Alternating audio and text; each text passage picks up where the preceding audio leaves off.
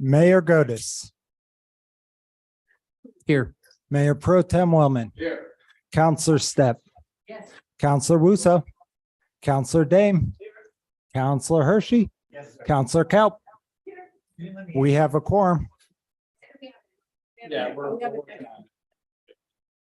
You get it? I think so. Okay. Okay, are there any agenda changes or conflicts of interest this evening? I Alright. am unaware of any. Okay. Seeing none, I will go to council announcements. Does anybody have anything to announce? Okay, I will then go to citizens appearing before council. For items not appearing on the agenda, does anybody have anything for items not on the agenda?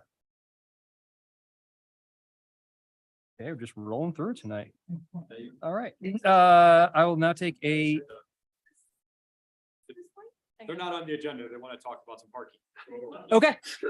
Please, sir, come up, go to the microphone there. You have 3 minutes, give your name, if you live in the town or not, and knock yourself out. Hi, my name is Mark Francis. I live at 625 Davis Drive, right over here. Currently you guys just what can we say? Just enforced Public parking. public parking. Yeah. So the public parking I have no issue with. It's just I feel like for the city, I feel like people should be there to scope out the situation, scope out how people live and how everything is going on before things are enforced. Personally, at 625 Davis Drive, I am the landscaper there. So my truck is parked in many different ways there, moving, cutting down fruit trees, all kinds of things. And recently I've got 2 tickets. One from an event that my fiance had to come home from. There was an electrical fire at the Glenwood Springs Middle School, so I was forced to move my car out of the parking spot. And out of nowhere, I got a ticket. And another was after right in front of my driveway, right in front of my 2 cars, while I was prepping my car for landscaping, I received another ticket. I'm not upset at all. It's just, it feels like, you know, after a long days of work and all kinds of things that goes on in everybody's lives, that was pretty stressful. Stuff like that can like kind of take away from everything that goes on throughout the day. And so I feel like I understand why this was enforced, but I feel like I also truly feel like you guys should spend some time, get to know us a little bit more, how things are moving and how things are operating there before we continue this, or maybe we can work out something else. Because like my current neighbors, his family, his wife just had surgery. And so it's kind of weird that if the family can't visit and all of a sudden there's a parking ticket on everybody's car, you know, like that stresses everybody out when they're there trying to pay attention and try to show concern to the person in need. So I understand that things just happened you know, because there's so much going on in the city of Glenwood.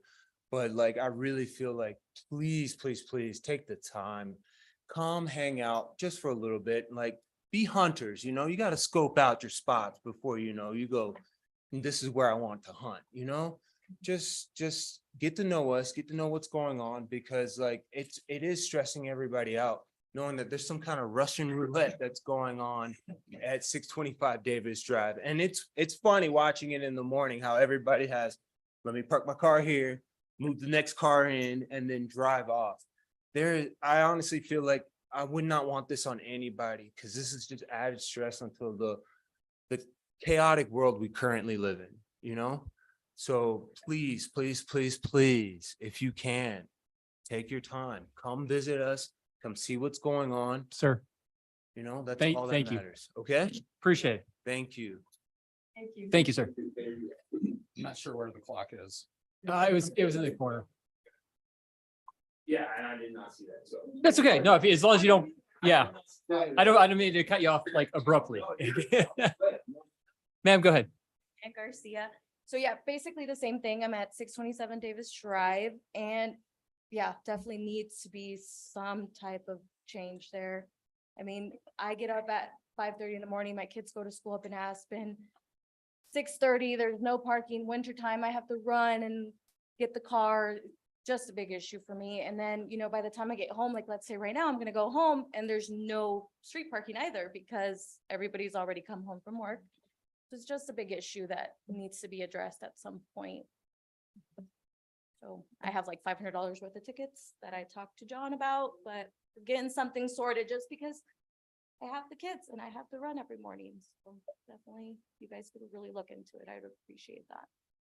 All right, Thank you. Thank you. No, that's it. Okay, anybody else? All right. Counselor Bowman?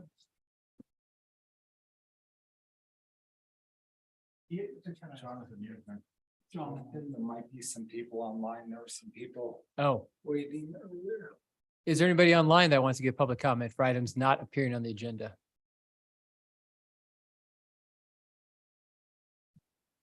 Oh, okay.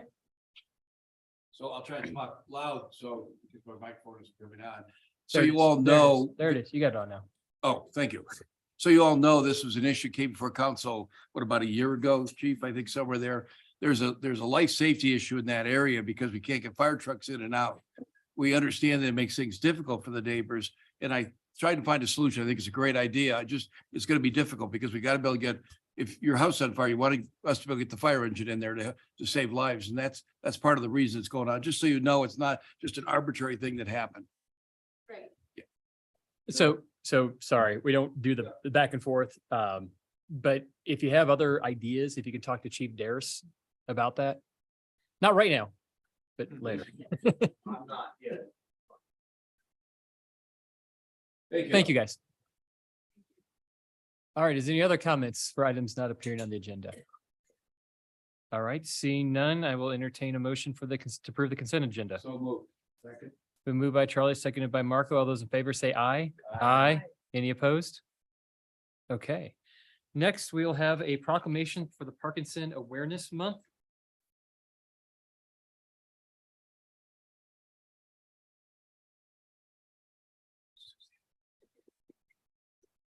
Does anybody want to come up? Oh, I really do. Oh, good. Mr. Oh, yeah. We can hear it.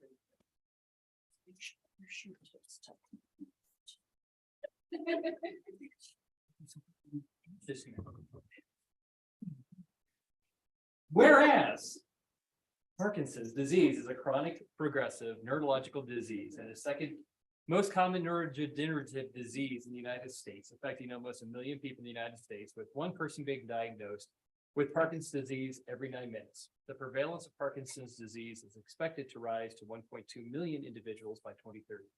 Whereas Parkinson's disease and related health issues are the 14th leading cause of death in the United States, according to the Center for Disease Control and Prevention. Whereas it is estimated the total national economic burden of Parkinson's is approximately 52 billion each year. This includes the direct costs such as treatment, social security payments, and lost income of 25.4 billion, and indirect costs to patients and family members of 26.5 billion per year in the United States. Whereas research suggests that the cause of Parkinson's disease is a combination of genetic and environmental factors, but the exact cause and progression of the disease is still unknown.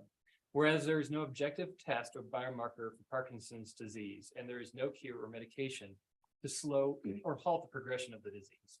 Whereas the symptoms of Parkinson's disease vary from person to person and can include tremors, slowness of movement and rigidity, difficulty with balance, swallowing, chewing, and speaking, cognitive impairments and dementia, mood disorders such as depression and anxiety, skin problems, and sleep difficulties. Whereas researchers, caregivers, and medical professionals are working to improve the quality of life of persons living with Parkinson's disease and their families through research, education, and community support services necessary in finding more effective treatment and to providing access to quality care to those living with the disease today. In witness whereof, I hereby set my hand and seal to the city of Glenwood Springs, Colorado, on this day, April 6th, the year 2023. Thank you very much. I appreciate that.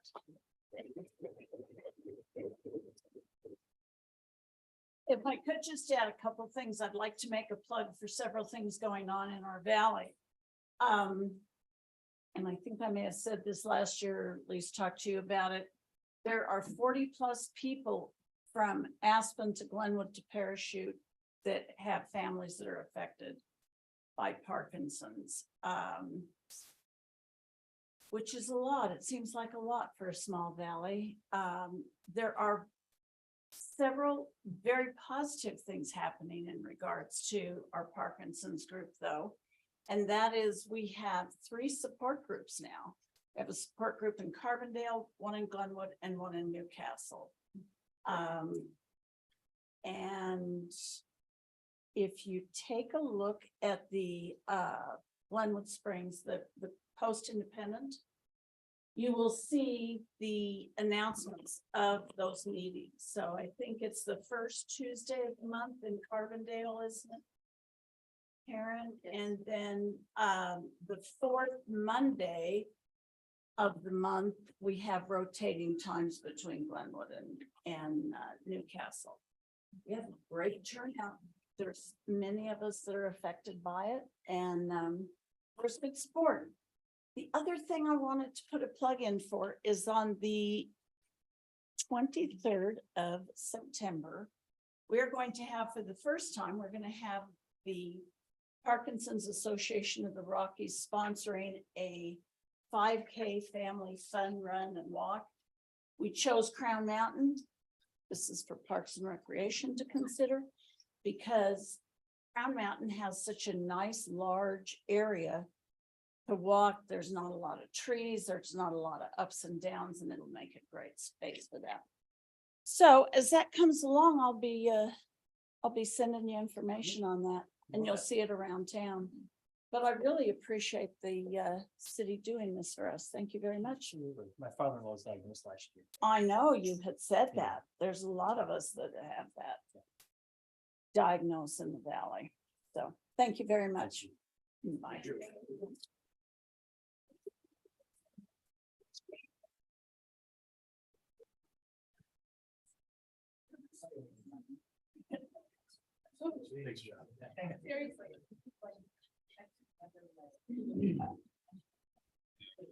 Okay, item number 7, this is consideration of ordinance 2023-06, series 23.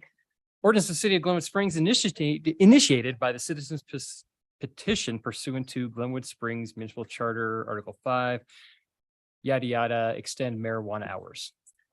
That was super official. Thank Thanks. you. Mayor and council, as you know, there was a ballot petition submitted. It actually was presented to you, I believe, at the last regular meeting. It was continued over for first reading at this meeting. Again, a brief reminder under section 5.3 of the municipal charter. At this point, you really have 2 options. You can adopt as presented, or you can set it for a special election. I think you guys all know it's pretty straightforward moving the hours. So I don't think you need anything more from me. I do know that there may be members of the public as well as the petition proponents in the room. Carl, could you just give us, so the public knows, we all know, what are our 2 options? I just said adopt. See, see, I don't have my hearing aid. I can assume you guys are my hearing aid. Okay. Go ahead. I just assumed you usually aren't listening to me, Charlie. Anyway, the 2 options are adopt as presented. So you guys can't modify it. It's just adopt as presented or set it for an election. And I called this afternoon and. Charlie. Yeah, there is. Yeah, in answer to Charlie's question, called this afternoon to ask if at this point there was a way for a withdrawal. There really isn't. Once that petition has triggered the events, it's moving forward at this point underneath the charter, and I don't have any discretion, nor do you, nor does the petitioner, to change that outcome. I just have one other question, and thank you, Carl, for presenting that. The one question I have is, when this got presented to the city staff, I didn't hear about it until it was already kind of signed and was been presented to us. Is there a reason we didn't hear? Because Well, might I be mean, able to, and I'm not critical, I just trying to, no, I mean, I we actually need to try to short I- circuit these things we can. Yeah, no, I mean, I think that it was, it's clerk's duty to when it's presented, when the form of the petition is presented, all of that falls inside the clerk's office to deal with. I guess as with many of these things, we don't, if it's a ministerial act by the clerk, we don't necessarily announce to council that it's going on. I do know a number of you had called me while the petition was going on because they had professionals out knocking doors. So I was pretty confident everybody was aware that it was circulating at the time. And I think Jonathan actually was trying to get it onto an agenda ahead of the petition being completed. So it would be good. Session of it, I think. I can't remember. It would be good, and this, my comment on this, would be good if we were told if a petition actually has gone out for circulation, because maybe then we could ask them in and talk to them and see if maybe we can find solutions before we have to be forced to either taking it their way or send it to the voters, which is expensive. So. Yeah, and I think just that, a I think suggestion. a little bit of that history was in the packet as well, that it did go to the planning commission at one point. I believe they recommended approval. It came to council. Council recommended, felt that they did not want to move forward with that change at that time. And I think that's really, I can't remember what year that was. Thank you. It was right after I came back. And so I think that was part of it, is that there had been this prior council action out there for the petitioners were thinking about. Thank you. Shelley and then Tony. So does she. Okay. Well, pressure button. Hard to break that habit. So it says in the memo that it's a nominal fee. What would it cost us to put it to election? Do we have a good idea? Yeah, Know what's Ryan does. considered nominal? Yeah, it's anywhere between 10 and 12,000. Okay, thanks. And then one more question for Carl. So if we adopt tonight, we adopt it as presented. Do we have any ability later to kind of fine tune things in Well, different not- zones or different areas? Yeah, I mean, you always have the ability. It's a legislative change. You, obviously you would adopt tonight on first, you would need to adopt on second reading as well. Certainly in the future, you would have the opportunity to make tweaks and changes. It's it's a legislative change. It's not a change to the charter. Okay, Like the election around the airport was. That was a charter change that you guys can't affect with any additional regulations or anything like that. right. So certainly you could add additional regulations, modify them in the future, those kinds of things, if you so chose. Okay, how long do we have to wait? I don't believe there's any waiting period for the city of Glenwood Springs in their charter. Some charters require 6 months between adoption on, a change like this and some other type of action. It's not really great form to immediately repeal what just was put on petition, Right, for instance, but I think if you felt it necessary to add additional regulations to deal with that change in hours, and went through the normal process, going through planning commission and everything, I think that would be fine. okay, more of a fine tuning, not, Yeah, I mean, Not it is not a complicated section of the code on the hours. It literally is, these are the hours and that's it. Most of our regulations surrounding marijuana retail and medical establishments are found in the special use permits in the land use code. This is really a licensing issue and timing, and it's much more minimal. Like I said, the code section is very short. So it's really in land use that you'd be dealing with that. okay. I hate to thanks. contradict you, but I just looked. It's. Is it 6 months in our code? Okay, sorry. Sorry, I could look. Yeah, no, I should have pulled it up. Tony. I thought I looked at it earlier.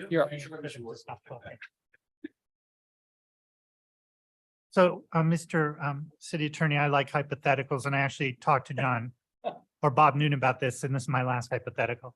So I get together and I do a petition for 900 votes to change the name of Glenwood Springs to Tony Town. And I've come before this council and they go, well, fine, we're going to just do it. But would you agree to make it Tony Springs instead of Tony Town? And I go, no. Or I say, yes, it doesn't matter. I can't, right? Whatever I presented, it is. So you can't, Yes. they can't today change anything, agree to anything different. It's either yes or no, right? Right. Okay, thanks. Really? It's your last? I My can't last believe that. hypothetical. Oh, okay. I have a question too. Thank you.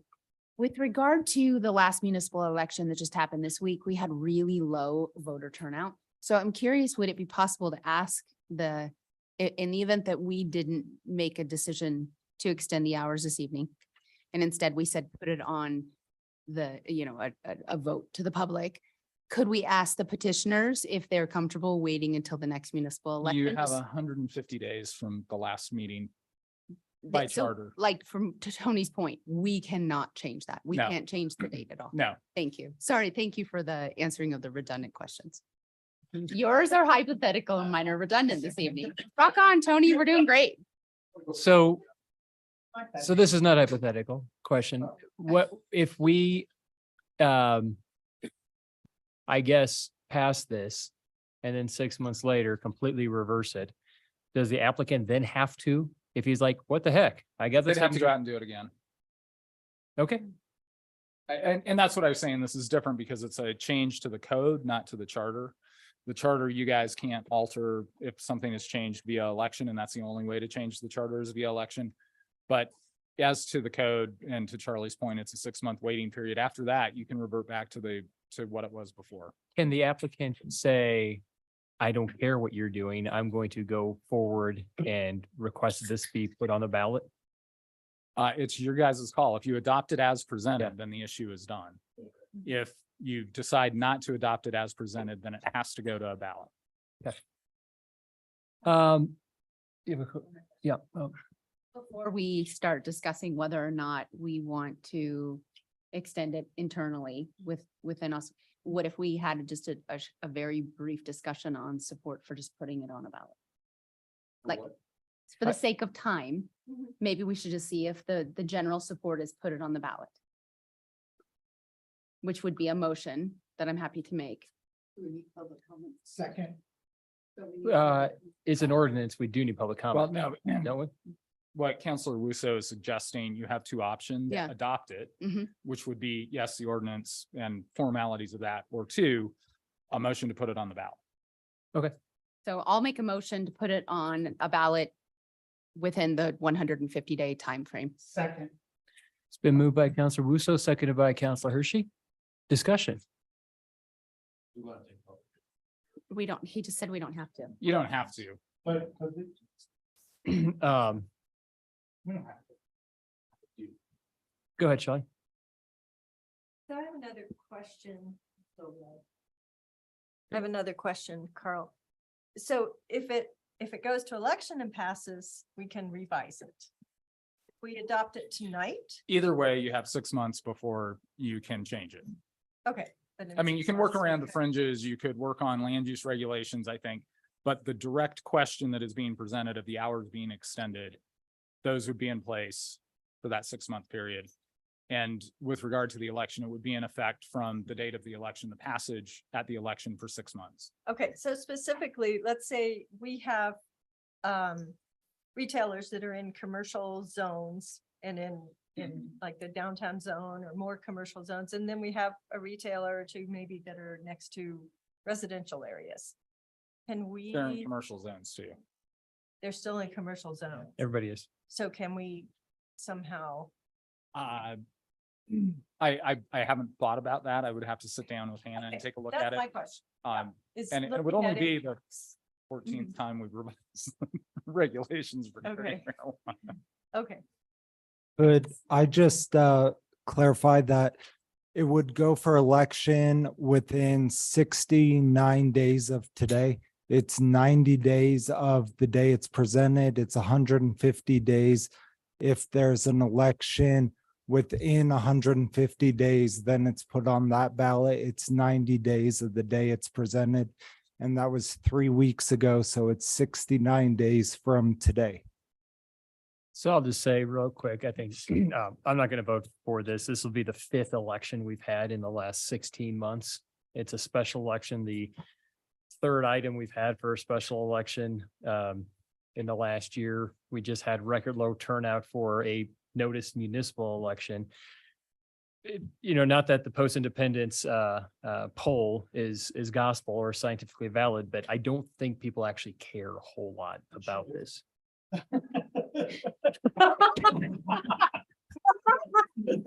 Well played, Counselor. Wow, That's my last joke. that's fantastic. So I think it's unnecessary. I think we get elected to make some of these decisions, and I don't think all these things should have to go to a special election every time. So that's my 2 cents. Does anybody else have any 2 cents before we call the question? Ryan?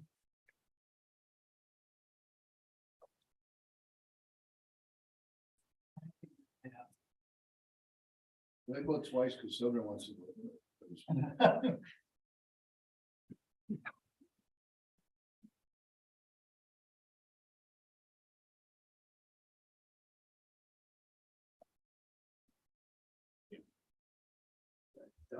Yes, Mayor Pro Tem Willman, yes, Counselor Russo, no, Mayor Godus, no, Counselor Dame, yes, Counselor Stepp, yes, Counselor Kaup, yes, Counselor Hershey, it passes 5-2.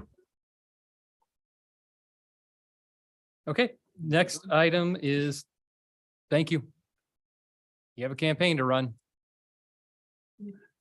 Next item is Going to election. Going to election? Yeah. Yeah, let's go into a vote.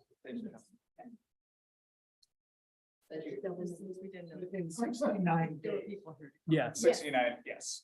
Yes, if no election was within 150, I should clarify. Yeah, within that 150, it would go on that. If So not- do we do have discretion on when to set that election though? Is that correct? It has to be within. Yeah, you 150. do. I think what I'm gonna do is get with Ryan. We'll bring back a formal resolution setting the question for the next meeting. Obviously, that's a formality. The old council, you guys will deal with it. Because we haven't looked at a calendar yet to give you what we think is the right date. Next item is legislative support. I think we're just gonna roll this one into the next one. I was going through the lengthy list of legislation and really, with the exception of 213, there's not a lot left. There are some that are gonna impact us. That I would advise you on that they're gonna have minor impacts on operations, whether that's municipal courts or things like that, but there's nothing really pending huge other than 213, which is the next item. And in the interest of trying to keep the meeting short, I figured going through the lengthy list of Jonathan had the number, it's like 385 bills introduced this session, something like that. Oh, no, it's up to Or 500. is it up to 500 now? Yeah. So we can roll on to the next one. I will also say that I pulled the executive session because I didn't think it was really necessary at this point. The first hearing went today on 213. I don't know. Did you testify, Jonathan? I did not. I know there were 300 people in the queue. So Wow. 300 people. So from the people down at the Capitol, the hearing room was packed. It was out into the main gallery, the line, and then there was also online testimony. So it was busy down there today. Mr. Mayor. Yeah. I'd ask actually this item be put on the agenda with my intent to give you some other background, and I've been watching reports. I've been engaged in a 11-day jury trial over the last 3 weeks. I'm a little, I don't have a whole lot of free time. I just finished yesterday. I agree with Carl though. I just looked at a CML State House report. The right of first refusal is moving forward, and all the things we've already talked about. It's a very active legislature this year. They seem to be intent on dealing with housing in every which way they can. I guess that'd be my general comment. Thank you. Well, Charlie, as a representative from CML, I think CML has a position. Would you like to? Sure. We'll go to the next item. Yeah. About this or? Yeah, about 213. Okay. I think we just kind of rolled into it, but Yeah, not felt formally. like it. Okay, thanks. So the CML Board of Directors met on March 17th, primarily talk about this bill. It had been released yet, released that following Wednesday, but CML was getting an outline from the governor's office of kind of what was going to be in there. We had a very vigorous discussion, myself and Greg Canton, the city manager from Grand Junction. They kind of led the charge that this is an overreaching and intrusion into local municipal zoning law. And probably in my view, and Carl's would tell you for sure, this could be a violation of home rule charter. Is that Title 20? Title 20 in home rule charter. The result of that was a fairly significant shift among the board members, and the board members almost, I won't say unanimous, but about 80-20 voted rather than to oppose unless amended, to take a straight oppose. And that's the view that CML has done. You've got the action packet here. I think a bunch of you were on the meeting. I was able to watch that meeting over the lunch hour, most of it over the lunch hour that day. So I think I have a pretty good outline of the problems with it. So this is now I'm going to shift to my personal view, and then I'll be quiet. But my personal view is this is exactly what it is. It's an overreach. It's sort of like telling the local people at apartment buildings that they have to give us the first right of refusal.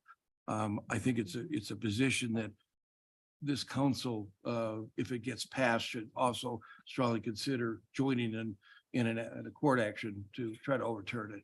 My hope would be, and I know Cass has done some of this, and I think they've done some good work out there. I think the hope would be is that they get it pulled from the legislative table, for lack, I don't know if that's the right term for it. Try to get this to put off this year. Let's get a task force together, have CML, the cast, a representative from each of the different tiers of the communities, and look at this over the next year and see if we can't come up with something that really does affordable housing.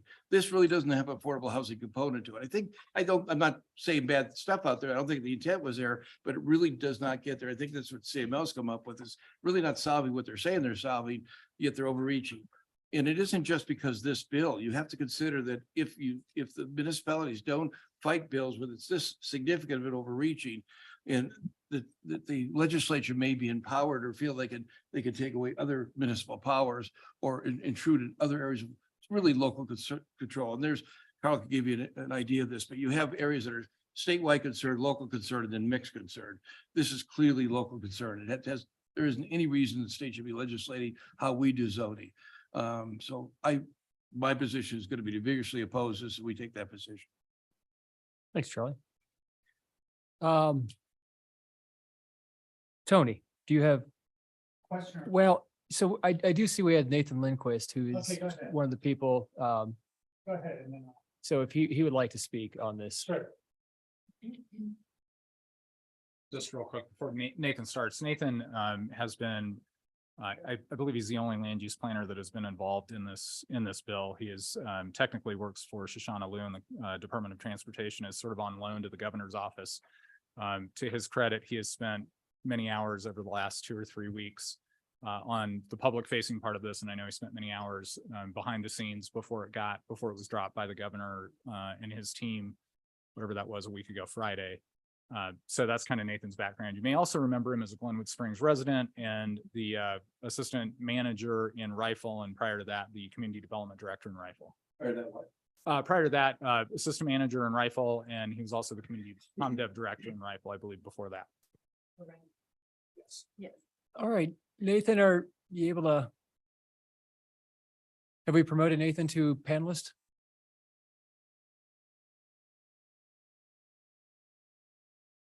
Can we promote Nathan to panelist? Should be able to.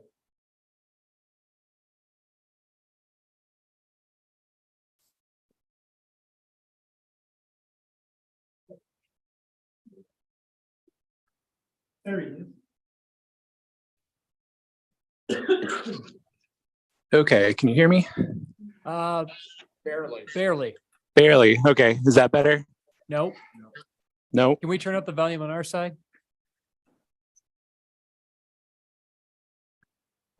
We're gonna try to make you louder, Nathan. Okay, hello. I'll keep talking and you can tell me when it's better. Hello, hello. Is that sound on our end at all? Okay, Can you hear me at all? not well. We're still working on our end. Okay, Now, okay. is that better? Whoa, yes. Yeah, definitely better. Okay, I won't yell then. Sounds like you got me loud. Maybe 50%? There we go. Try that, Nathan. How's that? Is that Oh, that's better? Perfect. Perfect. Okay. I don't want to blow your ears out at the end of a long meeting. Do you, Carl or Mayor, do you want me to touch on Yeah. any specific aspect or? Yeah, no, I think Nathan, it would be helpful for council, maybe, they have all read, we sent out a couple of, when it dropped, the bill itself. Many of them provided comments that between Richard and I, we have incorporated into the comments that have gone up both through CAST and through our office directly. I think it would be worthwhile maybe to summarize where it is in the legislative process and what you anticipate. I mean, I know there has not been an amendment filed yet by any legislator, but what you anticipate the amendments to look like. And yeah, I think if you can just limit the conversation to the RRJ, the 15 communities that are called out, that would be probably most helpful to us. Sure. Yeah, so as Carl mentioned, I've been working with the governor's office and the sponsors just to kind of provide some land use knowledge from a local planning side. And they today had the first hearing on the bill. And it was a hearing just to do testimony. So they started around 10 a.m. and it is still going now and probably will go for another 3 hours. So there's been really good testimony from local government and people on every side of the issue.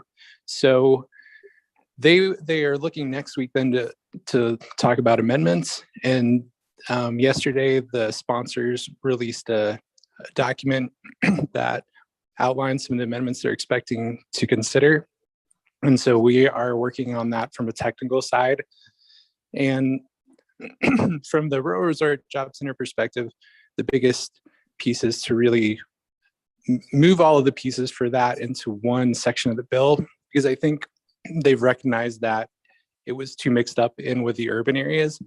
And their intent from the beginning was to make the rural areas have a much larger focus on affordability and any kind of upzoning that would occur, and a lot more flexibility in that, given just, as we all know, the unique nature of rural resorts and the housing market there, with the issues with second homes and short-term rentals, and the fact that, you know, just market rate luxury units is a whole different animal in the rural resorts than it is in the urban area, where, you know, the folks with the means to buy those in the urban area tend to live in those units, whereas that's not the same in the rural area. So long story short, the goal is to kind of fix some of the clarifications that are needed, put the rural resorts into one section that's focused much more on affordability strategies.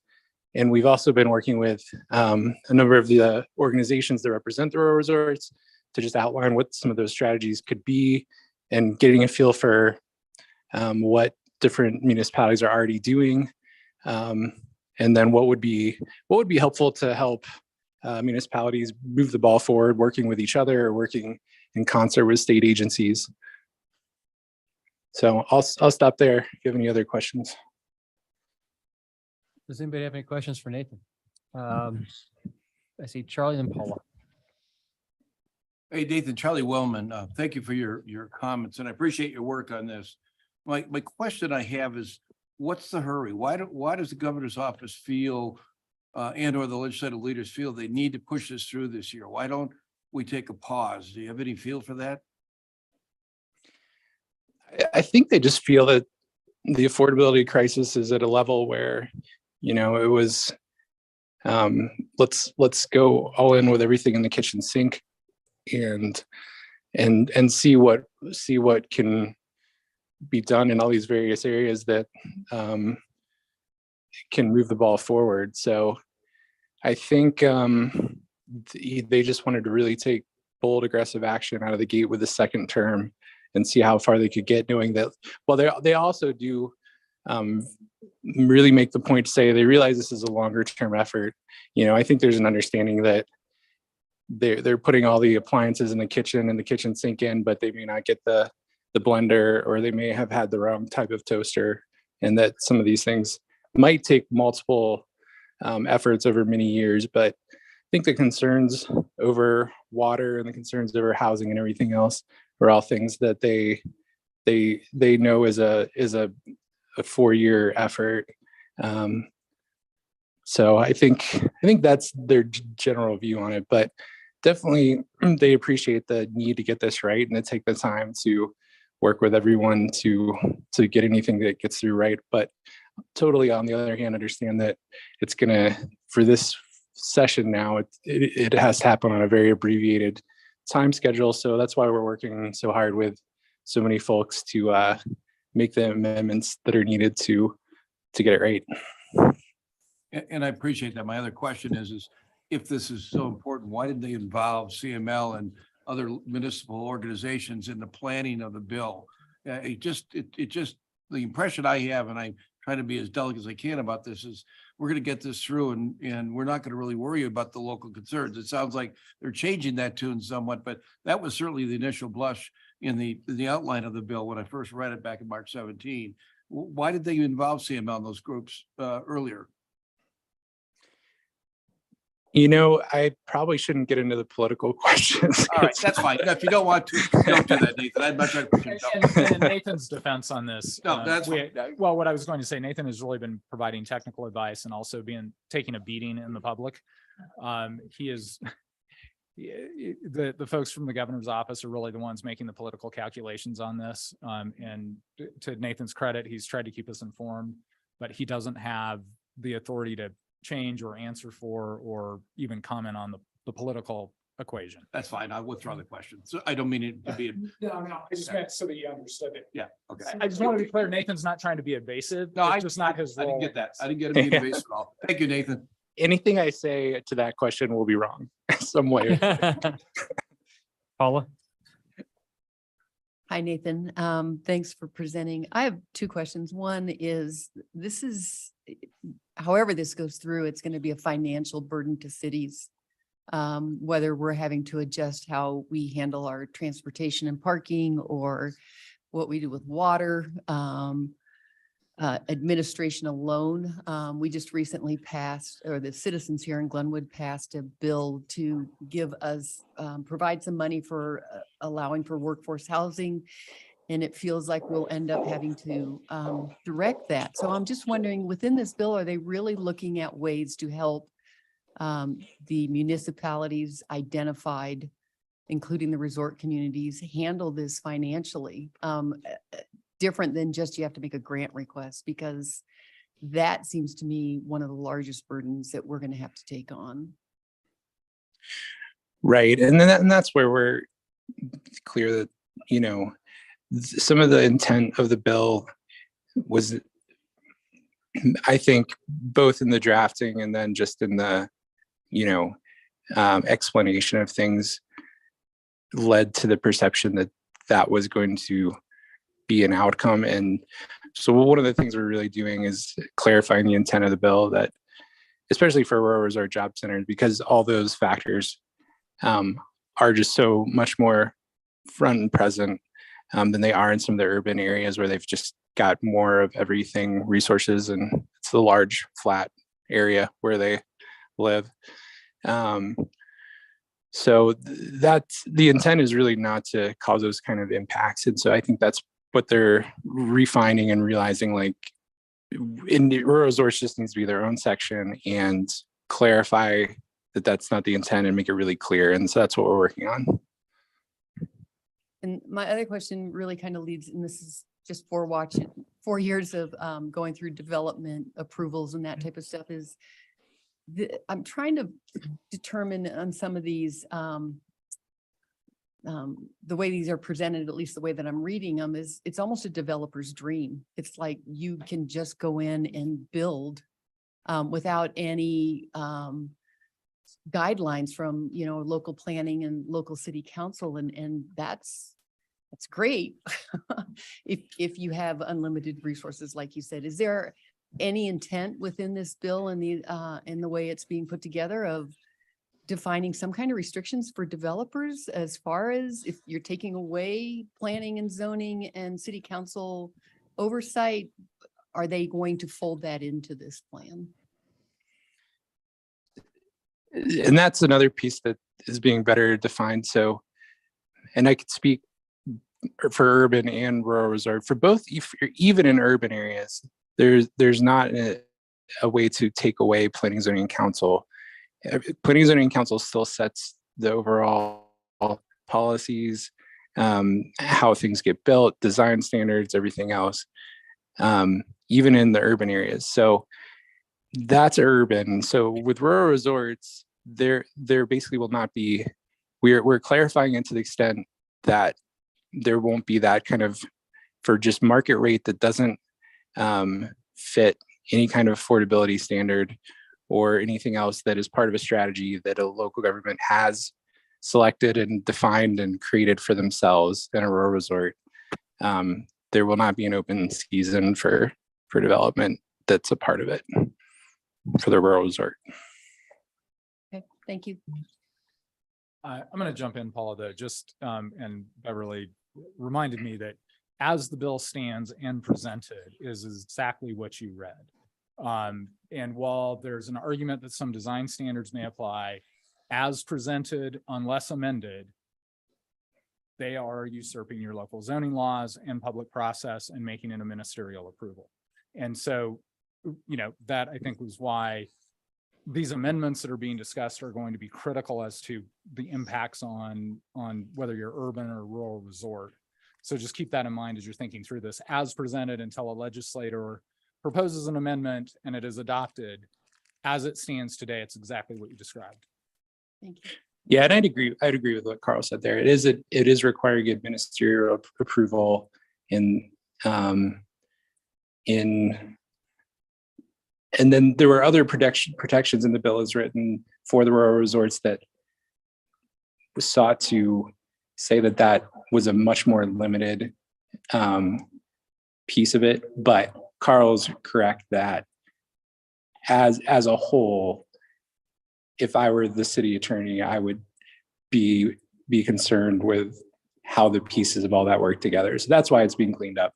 But the administrative approval was a part of it for sure. Thank you. Ingrid. Call to Shelley. There you go. Nathan, this is Ingrid Wu. So thank you so much for coming this evening or jumping on. One of my questions is why was Glenwood included? So I look at the rest of the list and I wonder, I could see for a request to opt out and say, hey, there's just not, this is a different approach. This is a different approach at war. Is like, why did we get included? I can see why the other ones got included. And I understand that we have some of those same issues, but I just question if it was appropriate to include us. Sure, thank you for that question. They had created an objective kind of criteria that would define the rural resort job centers based on a jobs to population ratio. And then also on top of that, whether there was transit, because transit tends to be in the areas that just have more jobs, more those kind of things. So based on that objective criteria, Glenwood was, I think out of the 15 job centers on the jobs housing ratio, Glenwood was like somewhere in the middle of the list, if I recall. Okay. Just because and I think you're right that Glenwood is very different and that just doesn't have particularly the ski industry, right? Yeah. But on a pure jobs level, Glenwood met the criteria. But I agree with you that it is a bit different than the ones that are ski industry towns. Yeah, totally. And we have less of a seasonal nature than a lot of the other ski towns as well. So we at least at this point in time seem to be a year-round community. And so I don't know that I'm going to get far in requesting that we get removed from the list, but nonetheless, and I also don't want to perseverate on my concerns with the bill itself, because I was able to share those with our city attorney. My last question though is, and this is one I have not been able to get any clarification on, and that is, how long will these last? Will there be regular reviews to make sure they're even working, that they're not causing more concern than actual effectiveness in reaching the goals? How long would the state statutes be in effect like, for? is there any check or balance, or is this just a drop dead starting now? Our rights have been removed and this just goes on indefinitely? I don't think they included I don't know what the term would be. It does not include a repealer of any sort. It also does not include a review by the legislature. This is kind of a fire and forget. Mm-hmm.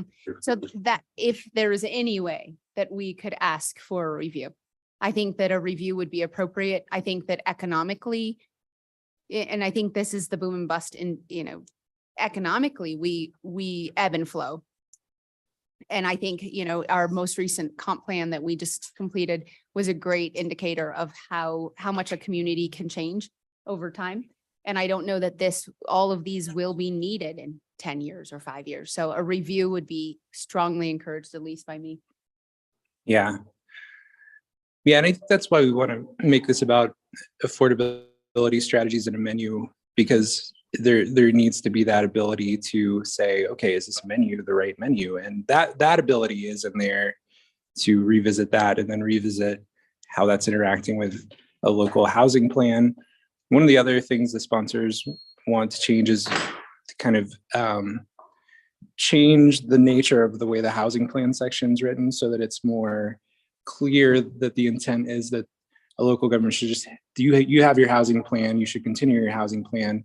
If by looking at the state and the region, there are certain aspects that are issues or data points that could be incorporated in the local housing plan, those can be incorporated, but just to kind of remove the idea that it should be, anyone should stop doing the work they're doing on housing or throw it out and start over.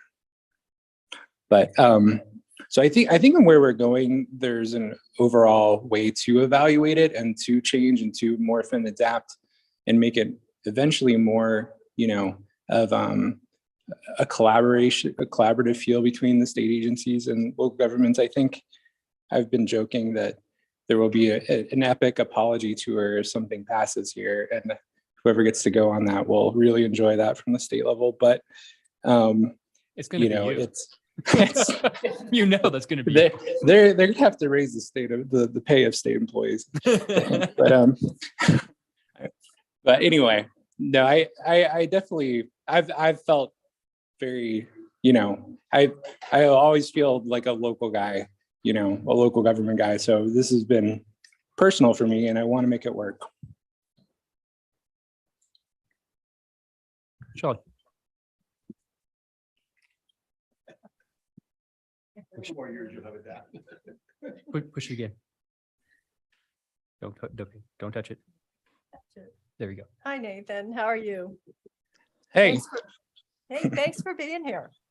Yeah. And I know you're well aware of the housing challenges that we have here in Glenwood and not just the Roaring Fork Valley. Maybe Rifle not so much, but you were certainly aware of it here. So my question is about the parking piece, because I'm wondering how that's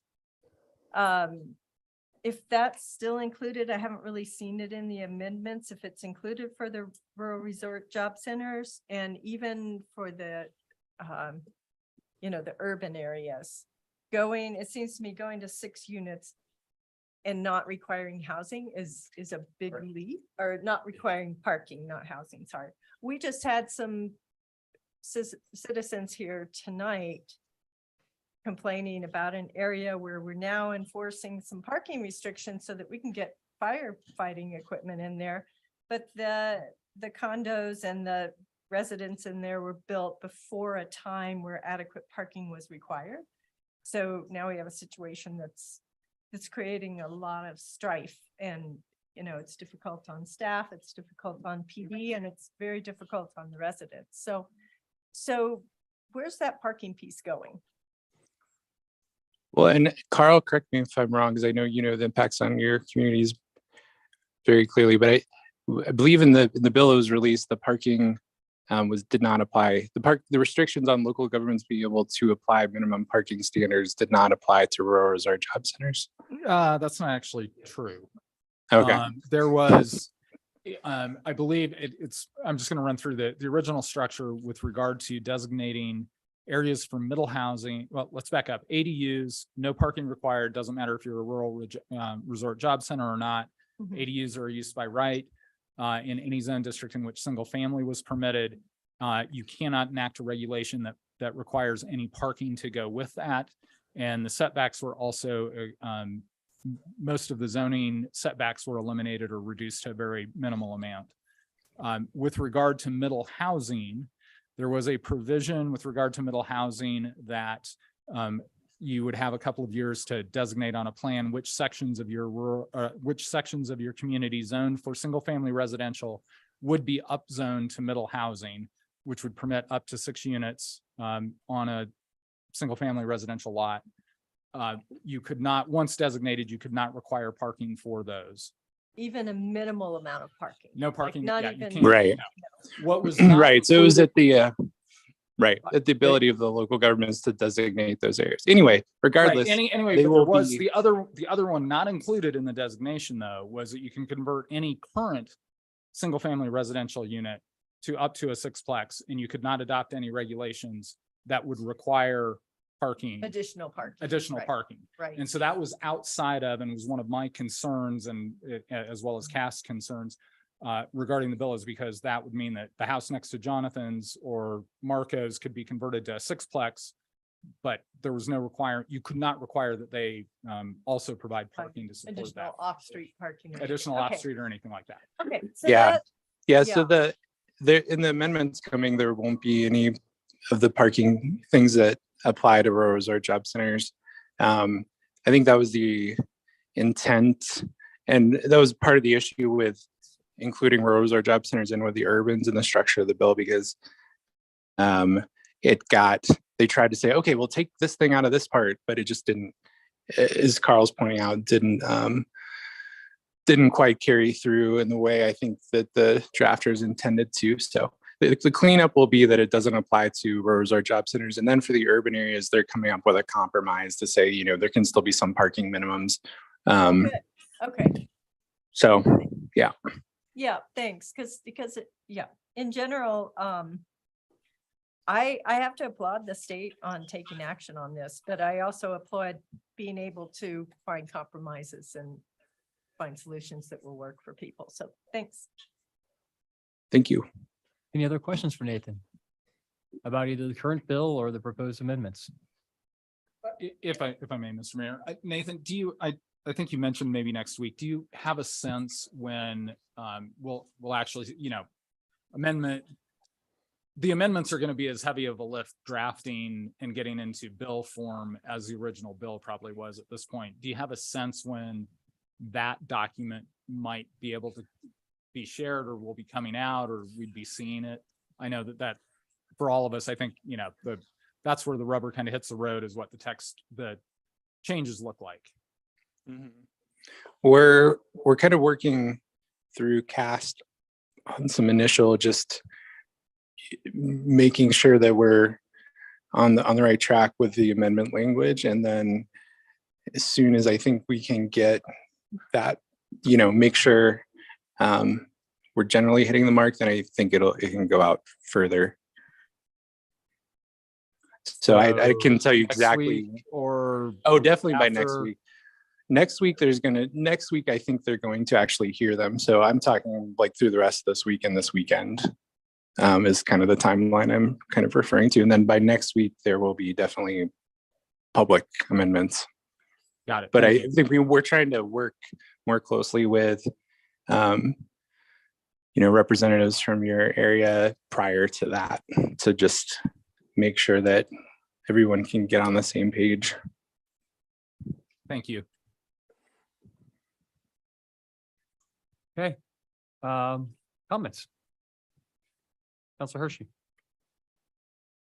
Well, I'm not Nathan, so I can make a political comment. I appreciate what you're saying, Shelley, but I think I really hope that this bill dies a well-deserved death in the legislature. Conservatives like to cite the 9th and 10th Amendments, Carl, as means of preventing like big government from dictating to, their kids what the federal government can do, and the 10th Amendment particularly. But this is exactly that in reverse. This is, the inverse applies too. This is Denver trying to tell Glenwood and other communities what to do. And, 7 people can come in here, or 50 people can come in here and stop a project or get your guys' attention. I can call Elizabeth Velasco, and I can talk to Perry, I will, and I can. But those are just one of multiple legislatures. Unless you're down at the legislature and want to wait 5 hours to talk, you're going to have no influence on this bill. Why Denver wants to dictate what we do, and Ingrid is absolutely correct. The bill is written would take away so much control from local communities. That's the whole purpose of government. I mean, I think James Madison, Carl, when he created the 10th Amendment, that was his major concern, that the other rights are reserved to the states and to the people. Well, not the people of the Western Slope, not from this legislature that just wants to tell us how to live and where we can build and what we can do because Denver knows best. And I think that'd be a good sitcom. But, but I did have another joke. Sorry. But I think this is a really, real bad idea. Anything that I can do or anybody on this council can do, or I talked to John Martin about this briefly, what they can do to get an influence. Again, like John Martin, I can go across the street to a county commissioner meeting, and go, John, Tom, this is a bad idea, but I can't do that with a legislature, and I don't have time to go to Denver. Is Nathan gone? I don't have time to go to Denver and wait for hours. I don't live in Denver. It's really, really not fair. And I don't understand, Shelley, why they want to do this and why they want to shove this down our throats. They don't know about the local issues. They don't know about how ski resorts work. They don't know about our housing problems and transportation issues and parking issues. They just want to say, oh, we're going to fix the housing problem. And this is how we're going to do it, by stripping planning and zoning commissions and local governments of the power that we have, and the power I feel that we have under the state and federal constitution. And I hope we fight it. And I hope, Charlie, we fight it legally, and I hope we fight it politically. Thank you. Charlie.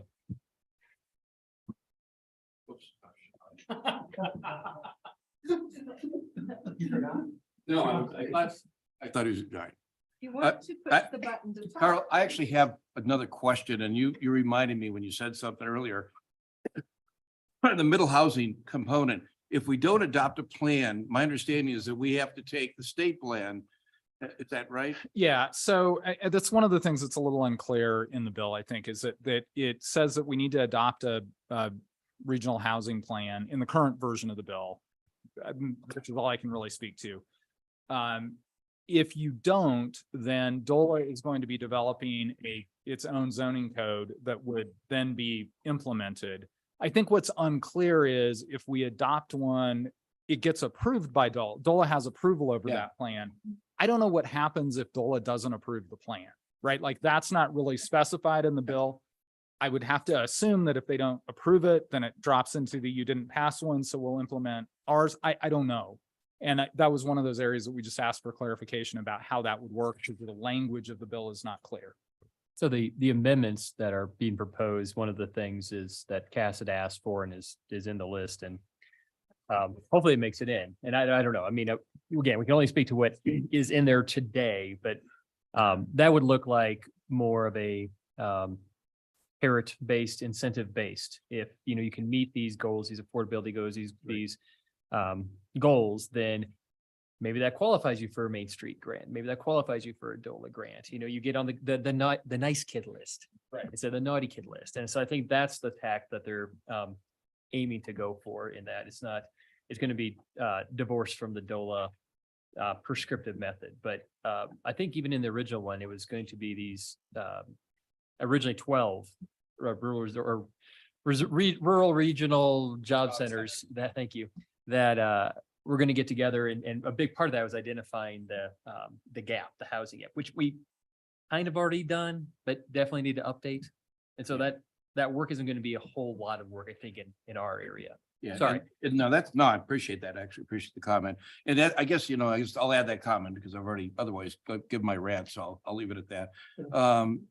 My comment is having the state say they're going to approve our local plan, whatever it is just totally contrary to what's happened in this community.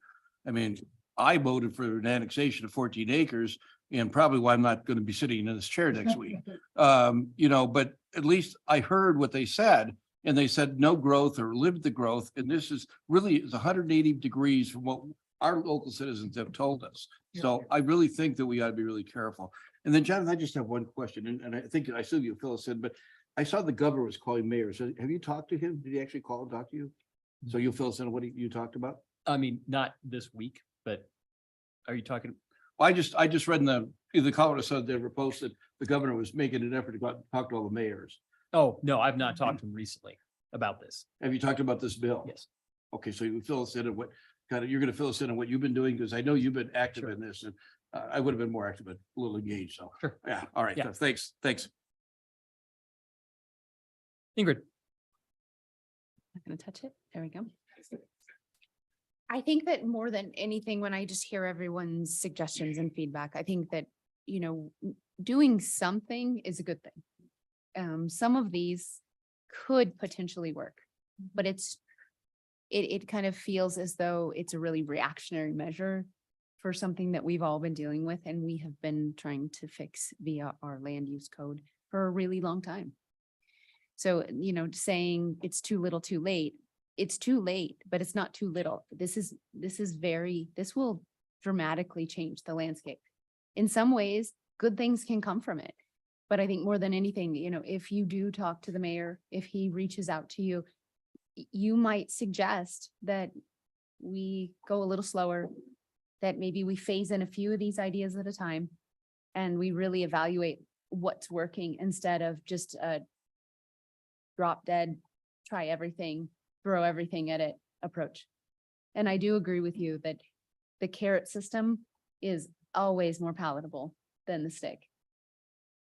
I had to explain what that meant the other day to my 14-year-old who claimed that that was a dumb saying. Is it because he only knows the stick? Yeah, I was gonna say, we don't That's how have carrots in my house. That's actually how I parent, is just the stick. I'm like, the carrot. I don't want to raise entitled children. Shut up. This is how we can talk when nobody's in the room and everyone's just listening to us online. But you're up. Okay. No. I think some of the additions to the packet included a letter that I wrote. I don't know if anybody got to see that or had a chance to read it, but I put a lot of thought into this bill and, mostly working off of the summaries that were presented, not reading every detail of the whole bill. But I think in general, having worked on affordable housing in this community since, I was on council in 2009 when we adopted affordable housing regs and inclusionary housing. It was repealed by a subsequent council. We lost the units that we had gotten in place. And that's a struggle that we have because, the political piece goes up and down. And when I read this and think about what it could do statewide, I understand the concerns about losing local control, but I think working through amendments, it's one thing to just put up your hands and say no to this. And it's another to work through amendments and say, yes, we do need help locally, because traditionally when you read in here that I think 75 or 70% or more of the land in the state that's residentially used is in single family homes. And a very small percentage, it's in the bill somewhere. I don't know if I have it right now, but it was 28 maybe % is actually multifamily. And you find, as we saw in West Glenwood, and I heard that vote differently. It wasn't a no growth vote. It was this development is too much. So, I take that as thinking we could have done our job better on that annexation and negotiated it more with the area, trying to get to a level that was compromise for everyone. But that's behind us now. But I think to look at this, rather than overreact and say, no, no, no, I have to applaud the state and the government for coming in and saying, we want to try something, and understanding they're going to get pushback. They're going to have to work on compromises. They're going to have to work on amendments. And I'm okay with that. But I think to have some standards across the state that say, yes, we need to go more dense. We sit up here and we talk forever about smart growth and how we need to go more dense, but doing it in reality is very, very difficult. If I may, Shelley, I think you raise an interesting point, and it's a statistic that I didn't know until we started putting together kind of what Glenwood has looked like since the kind of 2018. Okay, right. Anybody want to guess how many single family residential building permits we've issued since 2018? I think very few. Five. Because of our land. I have 2018, 5. Right.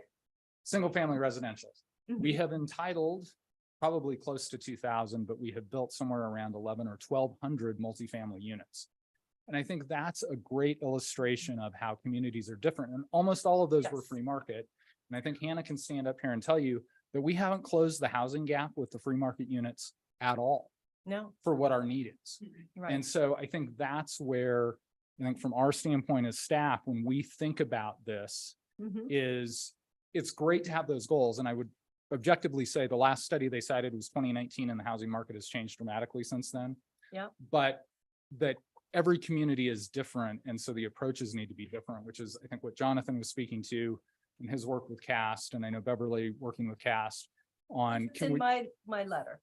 right, is that to try to get to those different things. But I think that's a great Right. example of one size doesn't fit all. And to your point about, Mhm. you know, yeah, maybe single family is a problem on the Front Range. Glenwood is really unique in that we've built almost all multifamily in the last 5 years. We have, and unfortunately, because we had repealed our inclusionary laws, we were behind the 8 ball on that, on when those new permits came in. So, I do have problems with the way it, as Councilor Russo mentioned, it kind of just opens up the doors to developers without having affordability requirements, without having resident occupied requirements, things like that. But I think they're working on amendments on that. So, and as I mentioned to Nathan, I have problems with the parking. We have to have leeway on the parking so that we don't end up with situations like we have over on Davis and Cowden Drive. But I think overall, I'm willing to be open to this and see where it goes, because on a statewide level, I think it could make headway in our housing. And maybe we'll see fewer homeless in the future if we can get more housing units built. Maybe we'll see fewer large sprawls of single family developments, either on the Front Range or even within the mountain communities, you know, and I'm all about reducing sprawl and increasing transit and reducing our impacts on the land. So I'm willing to be open to this bill and see where it goes. So I'm not in support of just saying no to it or signing the letter of opposition. Actually, Paula? I had a question first, and I'm not sure if this is the right time, but Hannah, I know you're on the Regional Housing Authority. Can you tell me how those plans or surveys, or can you give us any update on what that group is doing? I think it would just be good to have this knowledge as we're. Get up there a little bit fast. I need my scooter back. Yeah, and this is definitely a very interesting bill to read, some of the work that we've been doing on a regional basis. So the West Mountain Regional Housing Coalition, we have actually gone after several grants. And so as a new nonprofit organization, which Glenwood Springs has been a member of since its inception, we're working on like a 3-year strategy and action plan currently. We do have a grant application in for funding for a buy down, to implement a buy down program that would be countywide. So that's including Garfield County, Pickens County, and some portions of Eagle. So, and I think most of you are aware with how a buy down program would work. Eagle County does this very well, but so that's the first program implementation that they're looking at doing. So they're really hitting the ground running. It's been a great organization to be a part of, and they're, you know, planning for the future of this is the first program to implement, and then also looking at other ideas, such as ADU programs and things that you, me, all of us have had extensive conversations about, but it's a great organization. There's a lot of very intelligent and informed people in that group, and I only see good things coming from it.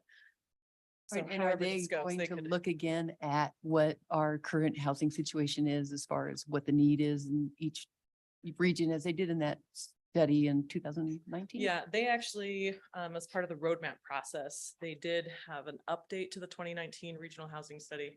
And I saw Ingrid, Shelley, and Jonathan at the Housing Summit a couple weeks back, where I actually gave a presentation on that update.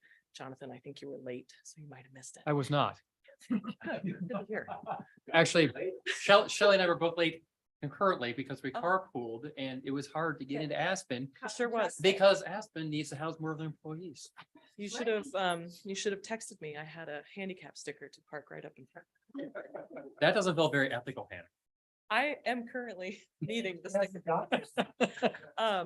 So they did, it wasn't like a full update of that study, so it didn't come up with a new number, but what I represented was the 2019 study showed that Glenwood specifically had a 2,000 unit shortfall. that was expected to increase by the year 2027. And then many of the factors that came about in the pandemic, which I had kind of a doom and gloom slide about, only exacerbated those items. And so we expect that the 2027 estimate that study provided has been far exceeded. And like Carl mentioned, that 2,000 unit shortfall wasn't just, we need 2,000 units. It was, we need 2,000 units at 80% AMI. We need 2,000 units at 60% AMI, you know, so it was in different levels. And like Carl mentioned, what we have received so far from our development community and what we've approved does not fall within those area median income levels. So we haven't begun to even chip away at that number, and it's gotten worse over the last 3 years in the housing crisis. So Great. Thank you for that update. I appreciate it. That kind of gives some perspective. And I was just going to add as a comment that a little bit to what everybody has discussed, that I think as this stands right now, I think we need to oppose it and they can have a chance to add the amendments and bring it back to us. But between losing control, as I said earlier, this is a developer's dream. The cost to the town to implement this. I think right at this point in time, if we don't oppose this, we're saying we're ready to take on whatever you guys hand us and we'll just eat it, you know? And I don't think we should be doing that at this point. I think they need to come back to the table and say, here's something that's more feasible for a rural resort community. That's how I feel about it. Marco. Okay. Short and sweet. The way I hear this, the way I read this, from what you guys have told me, all of you, and there's a bill on the table, and the way it's written today, it's absolutely devastating to Glenwood Springs and other communities. There's a million opinions and 2 million philosophies behind those opinions. That's just how it's going to be. That will create amendments, which we have a beautiful list of. Until these amendments are in that bill, I don't think we should support this 100%. This is not written in our best interest. The way it stands, I have, and this sounds very pessimistic of me, I'm usually not that way, but I have little to no faith that any of these amendments will make it in time. So what I'm suggesting we do is we don't take action tonight at all.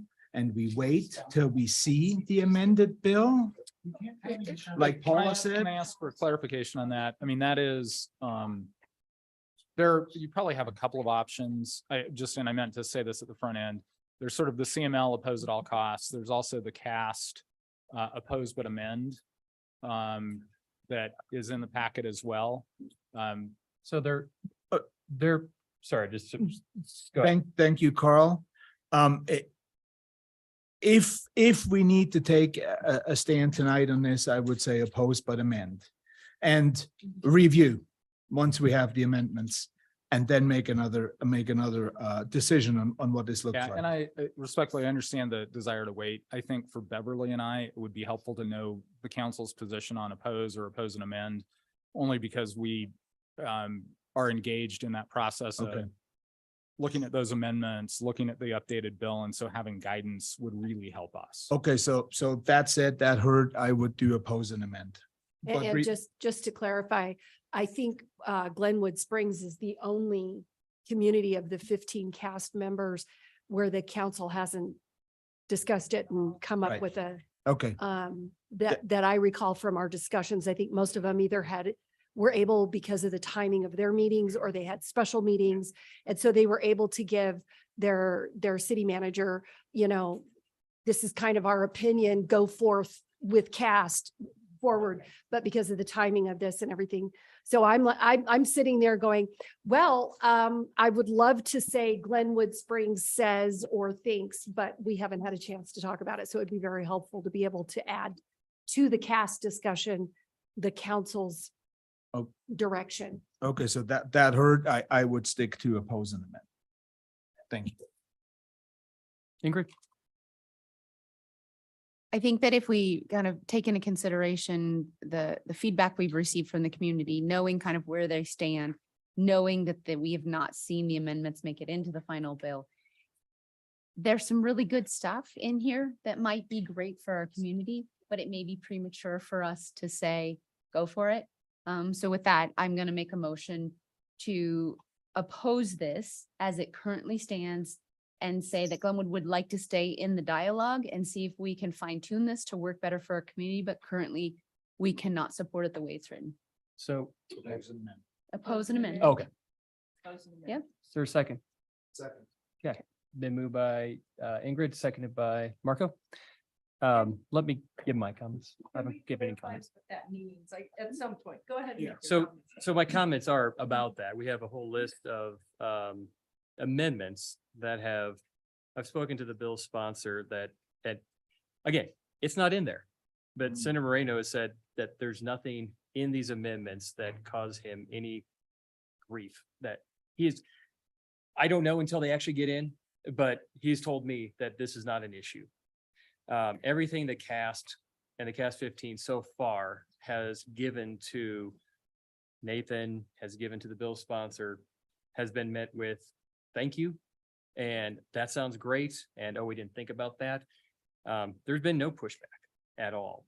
And so I think that I think oppose and amend is fine, but then I think, you know, I've been, to go back a sec, I'm disappointed in CML. I'm really disappointed that CML 2 weeks before the bill was even released, before they knew what the language was, took a definitive position to oppose it.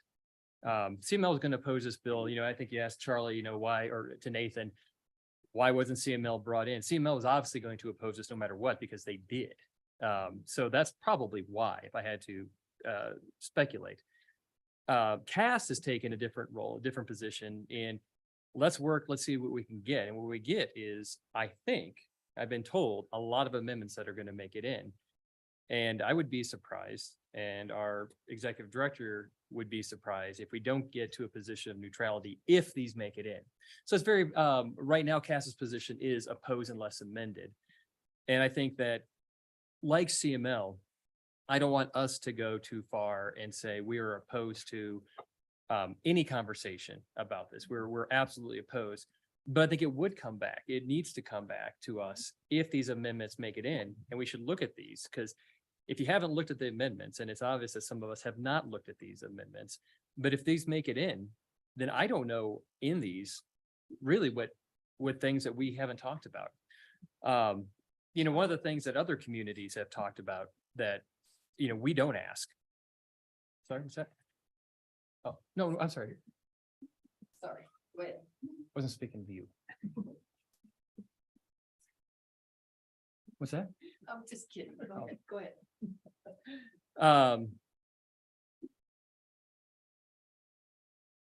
Yeah, so I think, you know, we could oppose this. We could oppose unless amended, support if amended. We could support, or we could just take a position of no position at this point because we don't have enough information. If we do oppose unless amended, I would say let's call a special meeting once we find out if these things get in, and have a conversation about what that next bill looks like. Because, you know, to Carl's point, you know, regardless of what promises have been made or what position CAST is going to take, and CAST position may not be our position at all either.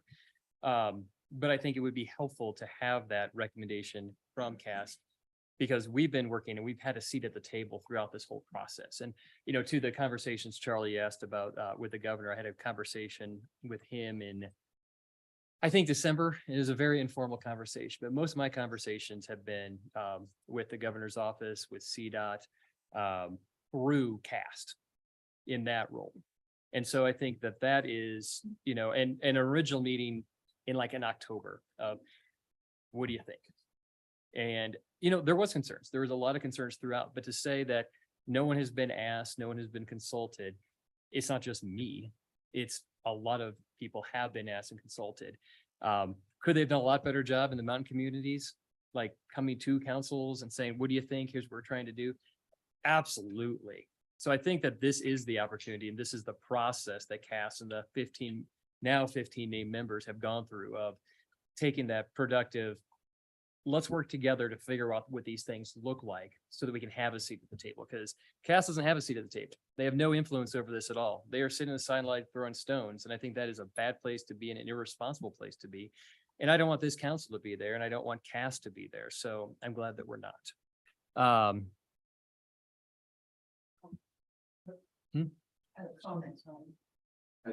Okay, Charlie, you're gonna say something probably about that. Yeah, well, I guess I want to clarify. I thought I said it earlier, but I'll say it again.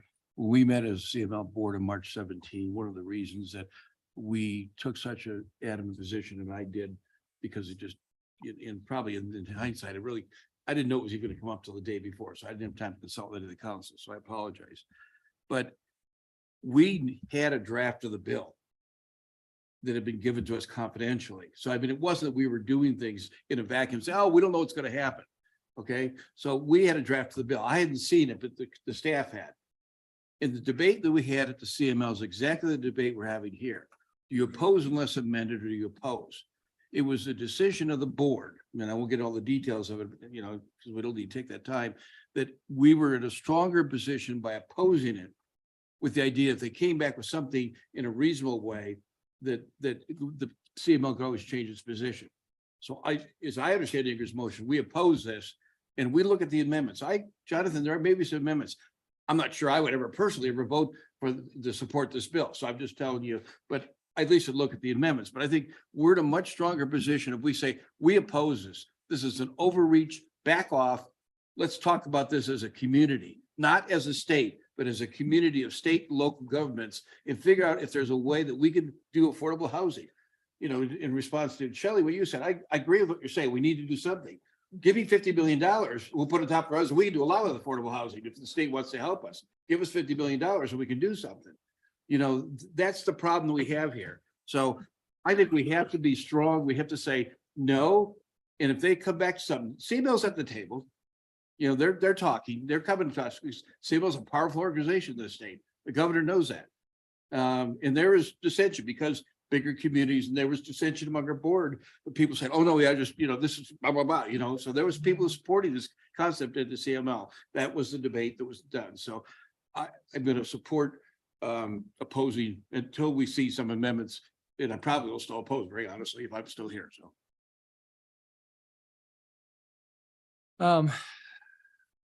Paula.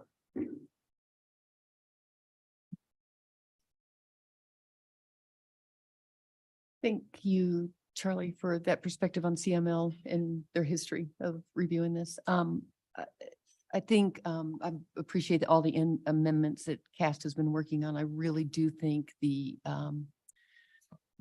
whatever their amendments list that comes back to has to include a way to subsidize these programs in these towns, because it's going to cost this town a lot of money if we have to do things along the way that they've got it set up. And even with the amendments, there are going to be problems with cost. So I think if you can give $15 million to DOLA to organize their program, you can certainly find ways to afford to give each town that's part of this list some funding to help them implement. Otherwise, our 1.5 million annual tax that we hope to get, that our citizens approved, is just going to go into taking care of this program that the state is setting up and not working on our workforce housing problem. Point of order. Paula, when you say it's going to cost a lot of money, what in this bill, as it's written, do you see as expensive that's going to cost the taxpayers of Glenwood Springs? So if we're having to figure out our own parking, because the way the parking is set up, if we have to go through all of the things that they're talking about with the water, that our Public Works Department is going to have to work on and take care of and give them. So all of it's administrative and cost and that type of stuff that is going to fall on the shoulders of city staff. And we're going to have to put it into our budget that we have to spend this many hundreds of thousands a year, kind of accommodating what the state plan is right now. The state plan, the way I read it, and I don't have definitive numbers on it, but to me, those are all costs that are going to come back to us. And we should get some kind of compensation from the state to kind of help run this program if they want it to run the way that they're asking us to run it right now. So I think that needs to be considered as well. If you're giving money to DOLA because they need to figure out how to administer it, then they need to give money to the town so they can figure out how to administer whatever this program is that they come up with.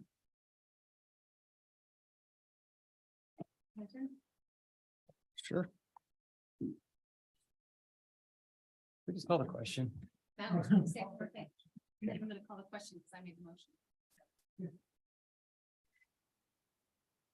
I think that more than anything, we should all be concerned at the speed of this. We've all been on council now long enough to know that nothing in government and nothing in legislature moves very fast. And then all of a sudden we have this. And it feels as though there's such a sense of urgency in an issue that isn't, it's not new, it's not timely. I mean, it's timely, but it's not, that didn't just happen. I believe that my motion is supportive of saying, let's keep the dialogue going, but the way it's currently written, which is what we're looking for a recommendation on or opinion on, I anticipate that there's not a support for that. So let's move this forward towards a vote. And then Jonathan, please, if the vote is to say oppose until the amendments are included, and anyone asks, please convey, we are open to dialogue. We are receptive to making this work. We recognize there's an issue and we want to be part of the solution, but maybe our voice hasn't been heard enough at the table. And Okay. I would say that is probably all the other rural resort job Yeah. centers have taken that exact same position, and that is the position of past, Sure. because exactly what you said. So, Yeah. Okay. So So- if we could call the question, I would so love it. Yeah.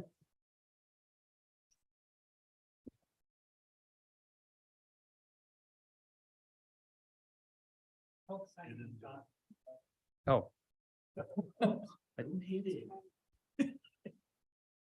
It passes 7-0. Yes. Can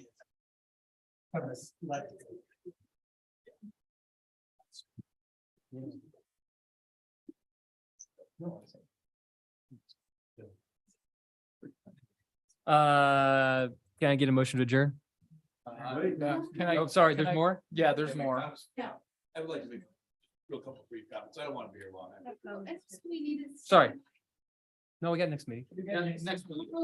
Yeah, I was just gonna say, for those counselors who are exiting, we will have some old business, typically the consent calendar. I would also like your vote on setting the election date, which I just found out will be June 13th. Black days.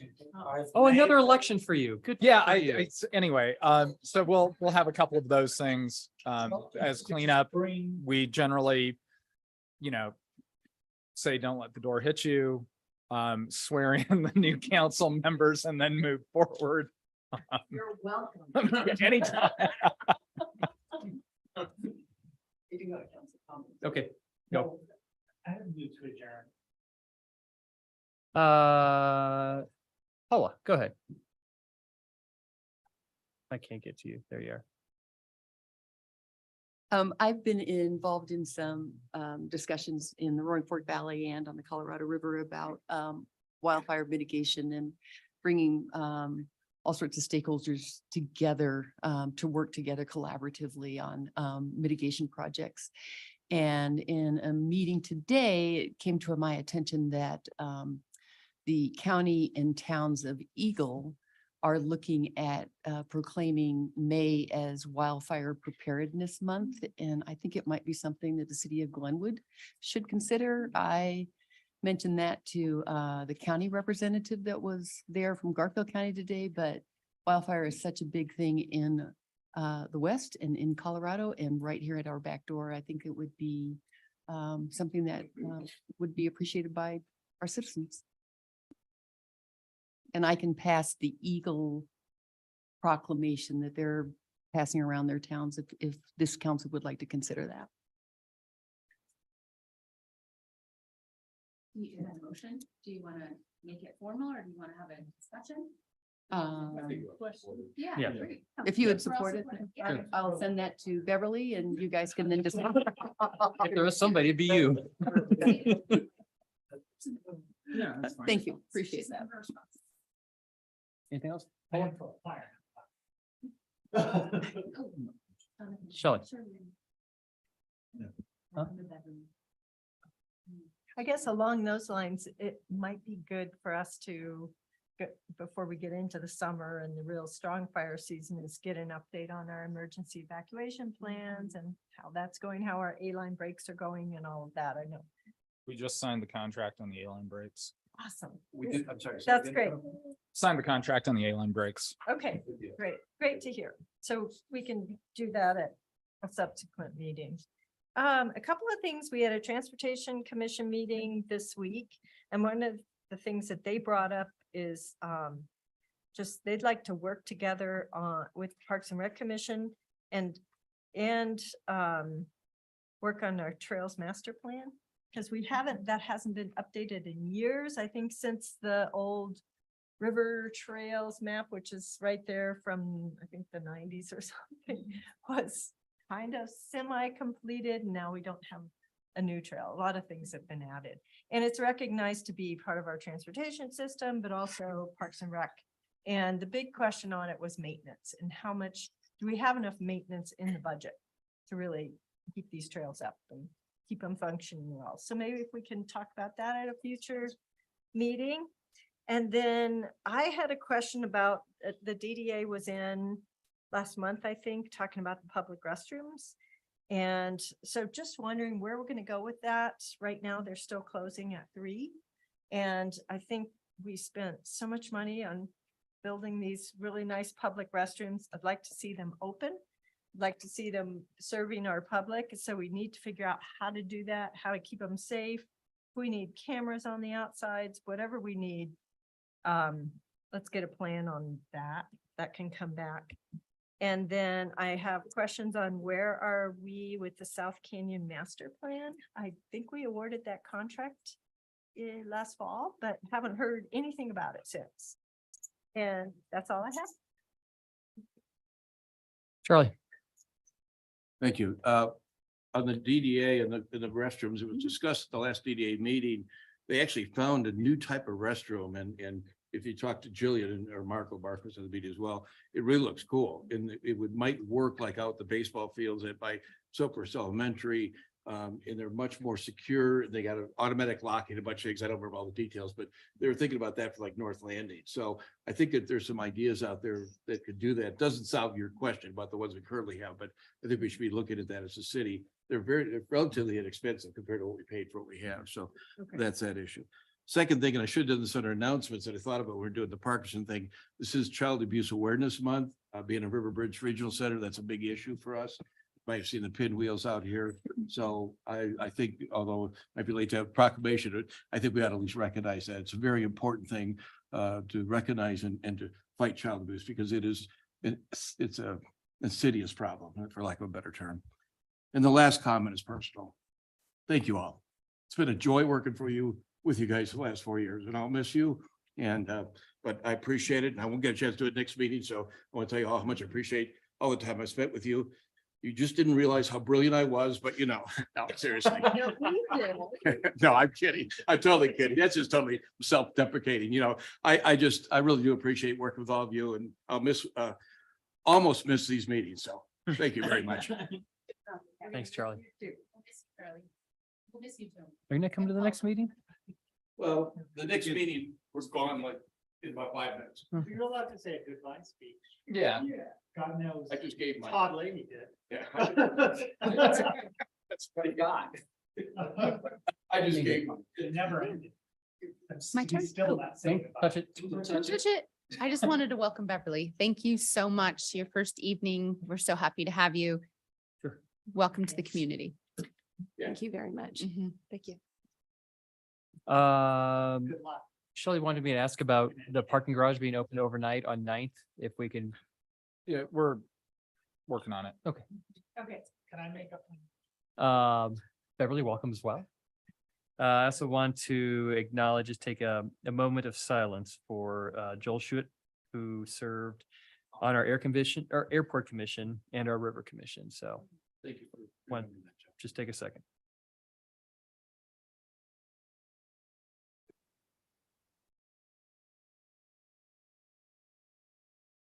All right. Can I add to that? Sure, please.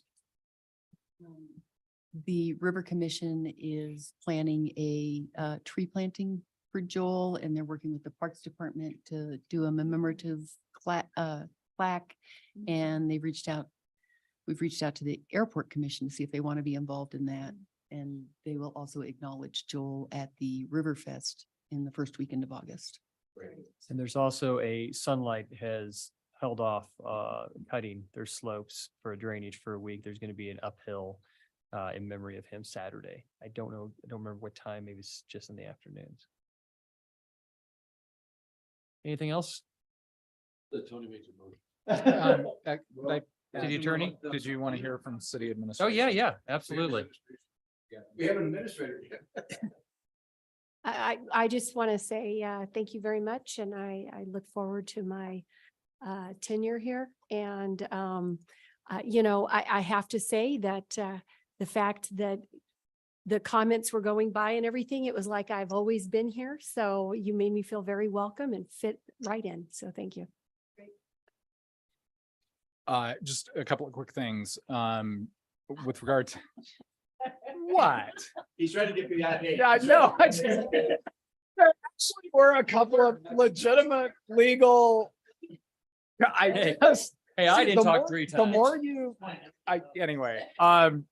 so anyway, what I was going to say is that I did have the opportunity, I was in DC last week, mostly for other clients and work, but I did have an opportunity to meet with the BLM. It was a super positive meeting regarding the ongoing issues up at the RMI mine, reinforcing, that we're concerned that it seems like operations are continuing, even though there was a major landslide, reinforcing the city's position regarding expansion, regarding enforcement before expansion. And obviously we were successful at the Court of Appeals, and I believe no cert was granted in this on the stateside case. So it was a legitimate reason, Ingrid, to, talk about it. And now I just have to, make it. Anyway, thank you. And welcome to Beverly. She's been great. In all honesty, jumped right in, has been super helpful on the land use stuff. Just crash course in meeting all of the managers in the 15 affected communities and fitting right in. So I appreciate you being here. Don't you have a motion to make? Move to adjourn. Second. All in favor, say aye. Opposed? Thank you.